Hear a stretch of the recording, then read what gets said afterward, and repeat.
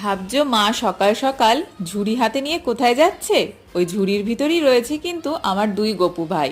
আজকে মা ওদের দুজনকে মামা বাড়ি বেড়াতে নিয়ে যাচ্ছে। আমার মামা বাড়িতে আজকে গৃহপ্রবেশের পুজো, সেখানেই দুজনের নেমন্তন্ন ছিল, তাই সকাল সকাল দুজনেই কিন্তু রেডি হয়ে মামা বাড়িতে গিয়ে উপস্থিত। এবং ওরা কিন্তু ওদের জায়গা ঠিক করে নিয়েছে মাঝখানে। যেহেতু পুজোটা সকাল সকাল হবে এবং গৃহপ্রবেশের পুজো অনেক রকমের পুজো হয়, তাই জন্য মাকে একটু সকাল সকাল পাঠালেও আমি আর বাবা গিয়েছিলাম একটু বেলার দিকে। বাবা দোকান থেকে আসার পর আমি আর বাবা গিয়েছিলাম। আর এখানে আমার মাসি, আমার মা, আমার মামা মামি সবাই উপস্থিত, তার কারণ তখন পুজো হচ্ছিল। আর আমিও একটুখানি তার ফাঁকে একটুখানি ভিডিও করে নিলাম। পুজোর ব্যাপার পরে গিয়েছিলাম আমি একটা সালোয়ার স্যুট।